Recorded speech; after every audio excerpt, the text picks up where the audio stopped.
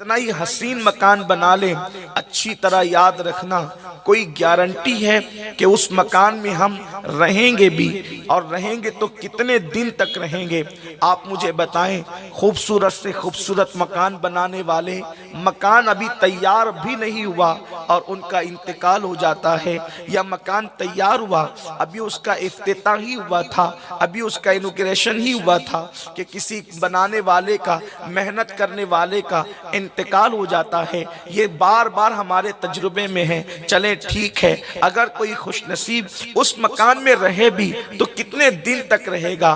ہم نے اے سی لگائی، ہم نے پنکھے لگائے، ہم نے لائٹ لگائی، ساری خوبصورت چیز رکھی، لیکن آپ مجھے بتائیں کتنے دن رہو گے؟ اس کی گارنٹی ہے۔ لیکن آؤ، ایک مکان وہ بھی ہے جس میں رہنا یقینی ہے، اور اللہ اکبر، اس میں گارنٹی بھی ہے کہ رہنا کتنے دن تک کے ہے۔ ان مکانات میں رہنے کی کوئی گارنٹی نہیں ہے، لیکن وہ مکان جس کو قبر کہتے ہیں، اس میں قیامت تک مجھے بھی رہنا ہے اور آپ کو بھی رہنا ہے۔ جس مکان کے اندر رہنا کتنے دن ہے اس کی کوئی گنجائش اور گارنٹی نہیں ہے، اس مکان کے لیے کتنا اہتمام کیا، لیکن جس مکان کے اندر قیامت تک سونا ہے، جس مکان میں قیامت تک رہنا ہے، اس مکان کو خوبصورت بنانے کے لیے، اس کی تزئین کاری کے لیے، اس میں ٹھنڈک کے لیے، اس میں ہواؤں کے لیے، اس میں فضاؤں کے لیے، اس میں نرم بستروں کے لیے ہم نے کیا انتظام کیا ہے؟ میرے پیارے آقا صلی اللہ علیہ وسلم کے پیارے دیوانوں، مکانات کے گدے قیمتی پیسے خرچ کر کے خریدے جا سکتے ہیں، مگر قبر کے گدے قیمتی پیسے خرچ کر کے دنیا کے اندر خریدے نہیں جا سکتے، بلکہ اس کی ایک کنڈیشن ہے، اللہ اکبر، اللہ کو راضی کرنا ہوگا، گناہوں سے بچنا ہوگا۔ قبر میں بھی کرتے ہیں، قبر میں بھی کرتے ہیں۔ کس نے کہہ دیا کہ قبر میں صرف مٹی ہی مٹی ہے؟ بلکہ اللہ جس سے راضی ہو جاتا ہے، اللہ کو جو منا لیتے ہیں، ان کے لیے دنیا کے نہیں بلکہ جنت کا بستر لگایا جاتا ہے اور اتنی خوبصورت نیند سلایا جاتا ہے، فرشتے آ کر کہتے ہیں نم کا نومت العروس، ایسے سو جا جیسے پہلی رات کی دلہن سوتی ہے۔ قبر کی نیند کوئی آسان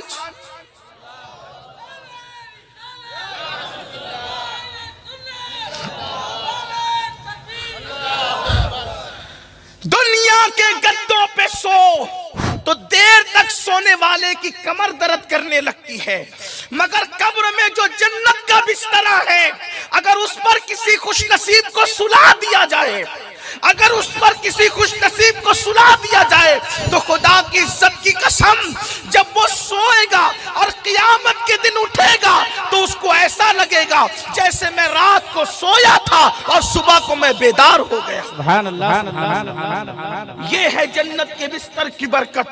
لیکن دنیا میں ہم نے گدے تو لگائے، قبر کے لیے کیا انتظام کیا، قبر کے لیے کیا تیاری کی؟ میرے پیارے آقا علیہ السلام کے پیارے دیوانوں، جب ہم قبرستان جاتے ہیں تو کبھی قبرستان میں ہماری نظر پڑتی ہے، ایسا لگتا ہے کتنا سکون ہے، کتنا سناٹا ہے، کتنے اطمینان سے سب سو رہے ہیں، لیکن یاد رکھیں اپنے پاس وہ نگاہ نہیں، اپنے پاس وہ نظر نہیں، اپنے پاس وہ آنکھیں نہیں کہ اللہ اللہ، اوپر کی مٹی تو پرسکون نظر آتی ہے، لیکن اندر یہ بھی ہے، اسی 2 گز زمین میں کسی کی قبر اتنی بڑی کر دی گئی ہے کہ مشرق سے لے کر مغرب تک کا فاصلہ ہو گیا ہے، تا حد نگاہ قبر کشادہ ہو گئی ہے۔ کبھی کسی کی قبر ایسی بھی ہوتی ہے کہ وہ جنت کے باغوں میں سے باغ بن گئی ہے، لیکن اللہ اکبر، اسی پرسکون قبریں جو اوپر سے پرسکون نظر آتی ہے، انہی قبروں کے اندر کسی کی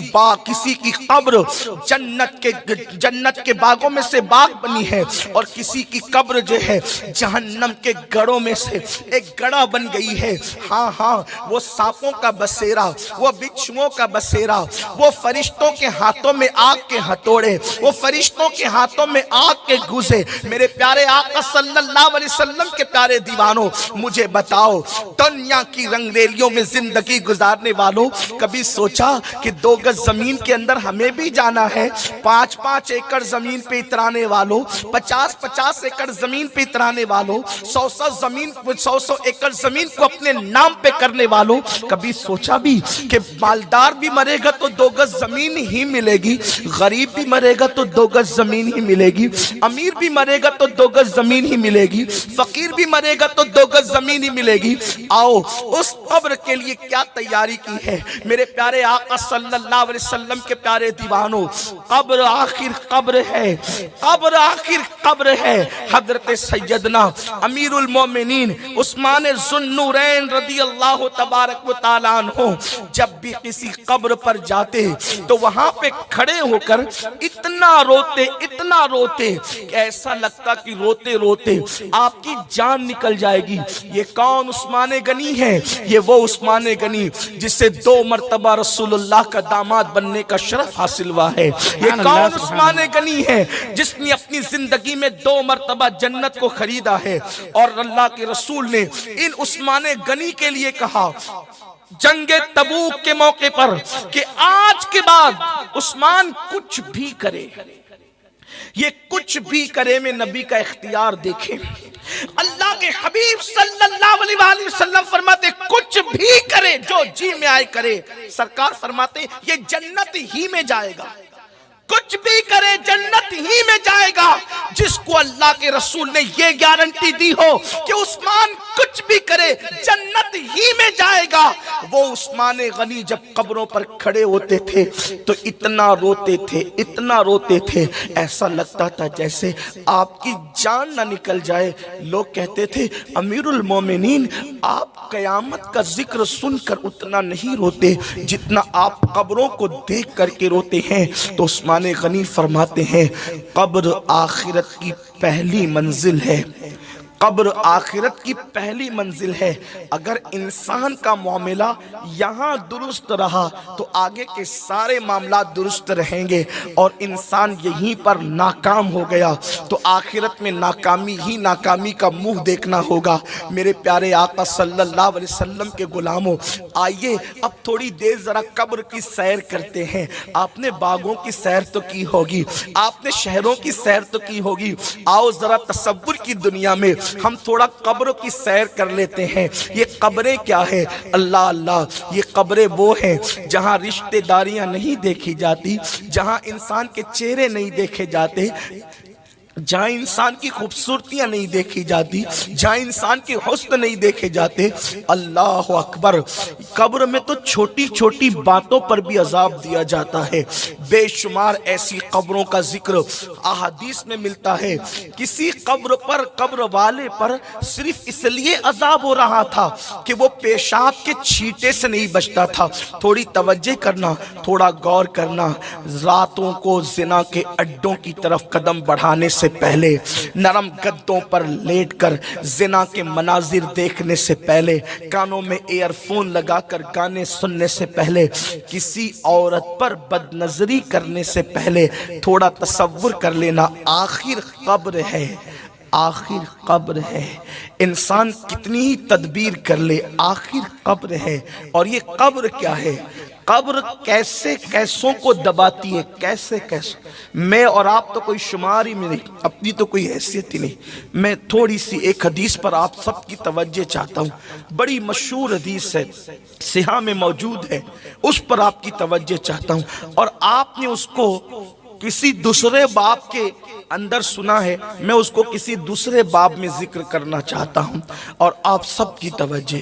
ہم سوچتے ہیں اللہ کریم ہے یار، قبر میں کیا ہوگا، بلکہ ہم تو شعر پڑھتے ہیں نا، قبر میں لہرائیں گے تا حشر چشمے نور کے، میں بھی پڑھتا ہوں، آپ بھی پڑھتے ہیں، لیکن یاد رکھنا یہ شعر پڑھنے کے حق ان کو تھے جن کی تہجد بھی فوت نہیں ہوتی تھی، یہ شعر پڑھنے کے حق ان کو تھے جنہوں نے جانے تو دے دی مگر سنت سلطنتوں کے خلاف عمل نہیں کیا۔ یہ شعر پڑھنے کے حق ان کو تھے، اللہ اکبر، جن کی نگاہیں کبھی نہیں اٹھی۔ جانتے ہیں جس امام نے یہ شعر کہا ہے نا، قبر میں لہرائیں گے تا حشر چشمے نور کے جلوہ فرما ہوگی جب طلعت رسول اللہ کی، اس امام کے تقوی کا حال یہ تھا کہ خود کے شہر کا باغ انہوں نے ساری زندگی نہیں دیکھا۔ ایک مرتبہ جبل پور سے واپس ہوتے ہوئے اپنے گھر جا رہے تھے، اسٹیشن پر اتر کر گھر جا رہے تھے تو اچانک نظر پڑ گئی تو مولانا عید الاسلام عبدالسلام سے ختم ذکر کرتے ہیں، چلتے چلتے بریلی کے باغ پہ نظر پڑ گئی۔ جس نے کبھی باغ کو بھی قصدن نہیں دیکھا، ان کو حق تھا یہ شعر پڑھنے کا۔ جو ہیرو ہیروئن کو ننگا ناچتے دیکھے، انہیں کیا حق ہے یہ شعر پڑھنے؟ آپ مجھے بتائیں، آج اپنے اعمال پر نظر کریں، اپنے اعمال پر نظر کریں اور اس کے بعد پھر اپنی بڑی بڑی باتوں کو دیکھیں۔ آج میرا جوان اللہ والوں سے سنی ہوئی باتوں کو اپنی زبان سے دہراتا ہے، یار ہم جنت میں نہیں جائیں گے تو کون جائے گا؟ جنت تو اپنے باپ کی ہے۔ ایسا لگتا ہے جیسے باپ سے خریدوا کر کے بک کرا رکھا ہے۔ جس کو یہ حق تھا کہ جنت میرے باپ کے کہنے کا، وہ سیدہ طیبہ طاہرہ مخدومہ کائنات سیدہ فاطمہ الزہرا اپنے مصلی پر رویا کرتی تھی اللہ کی خشیت سے۔ اور یہاں کچھ بھی زندگی میں نہیں، نہ اللہ کے لیے رونا، نہ اللہ کے لیے عمل کرنا۔ مسجد ویران کر دی، ہم جنت میں نہیں جائیں گے تو کون جائے گا؟ ماں باپ کو دکھ دے رہے، ہم جنت میں نہیں جائیں گے تو کون جائے گا؟ سود کے لقمے کھا رہے ہیں، ہم جنت میں نہیں جائیں گے تو کون جائے گا؟ وہ سود جس کے متعلق اللہ کے رسول صلی اللہ علیہ وآلہ وسلم فرماتے ہیں، جس نے سود کا ایک لقمہ کھایا گویا اس نے اپنی ماں کے ساتھ 36 مرتبہ زنا کیا۔ ایک لقمہ سود کا، گھما پھرا کر سود کے دھندے چل رہے ہیں۔ مولانا کو کنونس کیا جاتا ہے، نہیں مولانا اس کا رستہ ایسا نہیں، ایسا ہے۔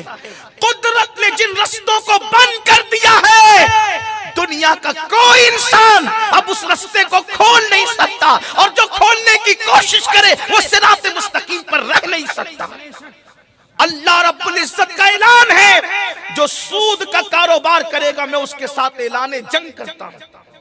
سود کے دھندے کرنے والوں، محلے کے پہلوان سے لڑنے کی اوقات نہیں ہے۔ اللہ نے ان کے خلاف جنگ کا اعلان کیا ہے جو سودی کاروبار کرتے ہیں۔ بتاؤ، اللہ جس سے جنگ کا اعلان کرے، کوئی اللہ سے مقابلہ کرنے کی طاقت رکھتا ہے؟ کوئی اللہ سے معاذ اللہ مقابلہ کرنے کی ہمت کر سکتا ہے؟ واللہ تاللہ باللہ کبھی نہیں۔ اللہ کے مقابلے پر کوئی کیا ہے، کسی کی اوقات کیا؟ کسی نے خدا ہونے کا دعویٰ کیا، اللہ نے لنگڑے مچھر سے اس کو ہلاک کر دیا۔ نہیں دیکھتے فرعون کا انجام کہ اس کو اللہ نے دریا میں غرق کر دیا؟ نہیں دیکھتے بخت و نصر کا انجام کہ اللہ اکبر قدرت نے اسے کیسے ہلاک کیا؟ نہیں دیکھتے شداد کا انجام کہ اللہ اکبر خود کی بنائی ہوئی جنت میں قدم نہ رکھ سکا؟ اس لیے قدرت کو چیلنج مت کرو، دنیا چند دن کی ہے، اس چند دن کی دنیا کے چکر میں اللہ کو ناراض مت کرو۔ حلال کمانے والے اپنا مال قبر میں نہیں لے گئے، حرام کما کر ہم کیا اپنا مال قبر میں لے جائیں گے؟ جھوٹ بول کر کاروبار مت کرو، دھوکہ دے کر کاروبار سب دنیا میں رہے گا۔ بال بچے ہوج موج کریں گے، وارثین موج مستی کریں گے۔ اب تو لوگ اتنے بے وفا ہیں، مردہ باپ کی قبر پر جوان بیٹا فاتحہ پڑھنے بھی نہیں آتا۔ ارے قبر پر آ کر فاتحہ پڑھنا تو دور کی بات ہے، بیٹا تو باپ کے لیے مغفرت کی دعا بھی نہیں کرتا۔ اب تو لوگ فاتحہ کے لیے بھی ترس رہے ہیں، لوگ دوسروں کا بھلا چاہ رہے ہیں۔ کوئی کہتا ہے انسان خود غرض ہو گیا، میں کہتا اللہ کرے انسان خود غرض ہو جائے۔ اگر انسان خود غرض ہو جاتا تو کم از کم بچوں کے لیے حرام دولت کما کر کے اپنی آخرت خراب نہ کرتا۔ انسان خود غرض ہو جاتا تو نماز کے وقت تو دکان پہ بیٹھ کر اپنے گھر والوں کے بھلے کے چکر میں اپنا برا نہ کرتا۔ ہاں کچھ نہیں لے جانا ہے دنیا سے۔ قرآن کہتا ہے لا تنس نصیبک من الدنیا، دنیا سے اپنے نصیب کا مت بھولو، سوائے کفن کے دنیا سے کچھ نہیں لے جاؤ گے۔ آخر قبر ہے، اپنے ہاتھوں سے درجنوں میتوں کو دفن کرنے والوں کبھی یہ نہیں سوچا آج میں کسی کو اس قبر میں ڈال رہا ہوں، کل کوئی مجھے بھی ڈالے گا؟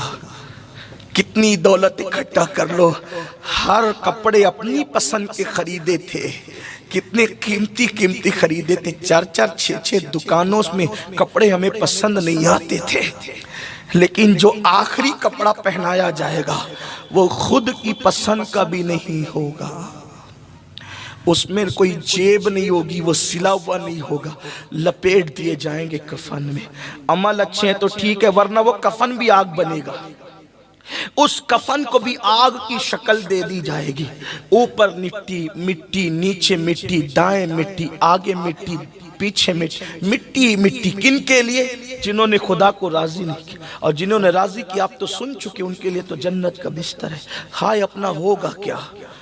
قرآن کہتا ہے مِنْهَا خَلَقْنَاكُمْ، اسی مٹی سے پیدا کیا، مٹی سے پیدا ہوئے ہیں۔ مت غرور کرو اپنی جوانی پر، مت غرور کرو اپنی دولت پر، مت گھمنڈ کرو اپنے علم پر، مت گھمنڈ کرو اپنے خوبصورت چہروں پر۔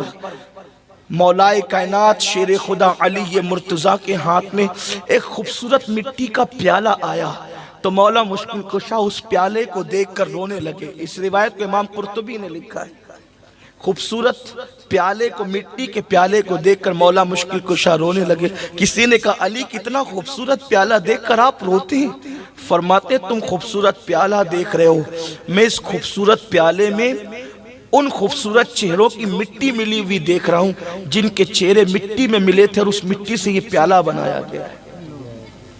کسی صوفی بزرگ نے فرمایا تھا کہ زمین سے خوبصورت پھول یوں ہی تھوڑی کھلتے ہیں، زمین سے خوبصورت پھول یوں ہی تھوڑی کھلتے ہیں، کتنے گلاب سے چہرے زمین میں ملتے ہیں تب کہیں جا کر خوبصورت پھول کھلتے ہیں۔ اسی لیے تو خوبصورتی کو دیکھ کر لوگ مسکراتے ہیں۔ یہ بلبل پاگل ہوا ہے کہ یہ پھولوں کو دیکھ کے روتا ہے؟ یہ پھول دیکھ کر کیوں روتا ہے؟ ہم پھول کا حسن دیکھتے ہیں، بلبل پھول میں ان خوبصورت چہروں کی مٹی دیکھتا ہے جو اس مٹی میں مل کر کے پھولوں کو جنم دیتے ہیں۔ سوچو تو صحیح اپنی مٹی کا حال کیا ہوگا؟ اپنی دنیا کی فکر کرنے والوں، اپنی قبر کا اسی مٹی سے پیدا کیے گئے، اکڑ کر زمین پہ چل رہے ہیں، دولت پہ اترا رہے ہیں، کسی کو کچھ نہیں سمجھ رہے ہیں، اللہ کو بھول چکے، رسول اللہ کے قانون کو پیٹ کے پیچھے ڈال چکے، داڑیاں مڈا کر گٹروں میں پھینک رہے ہیں۔ آج کل لڑکیوں کا حسن ہی سب کچھ ہو گیا، گانے بازی سب کچھ ہو گئے، مسجد سے دین سے دوری سب کچھ ہو گئی۔ یاد رکھنا مِنْهَا خَلَقْنَاكُمْ۔ امام غزالی رحمت اللہ علیہ لکھتے ہیں میرے استاد نے دیکھا ایک جوان بہت تکبر سے گھمنڈ سے زمین پہ اترا کے چل رہا تھا۔ آج کل کے لڑکے بڑے گھمنڈی طور پہ چلتے، ایئرپورٹ پہ دیکھیں، اسٹیشن پہ دیکھیں، وہ کچھ اگر ان کے بازو تھوڑے سے موٹے ہو جائیں نا، مسل ان کے اگر پھول جائیں تو اس پر پتیاں پھول خدا جانے کیا کیا بناتے، اس پر بھی اور پھر کمر پر بھی۔ اب تو کمر بھی کھول کے چل رہے کہ دیکھیں کہ میں کتنا خوبصورت ہوں۔ اس دور میں کوئی بیل بوٹا تو نہیں تھا، لیکن وہ اپنے مسل پر، بازو پر جو ہے اور اپنے موٹے جسم پر اترا کے چل رہا تھا۔ امام غزالی کہتے ہیں میرے استاد نے کہا بیٹے اکڑ کر مت چل، اکڑ کر چلنا زیب نہیں دے، تکبر صرف اللہ کی شان ہے، بندے کے لیے اس کی اجازت نہیں ہے۔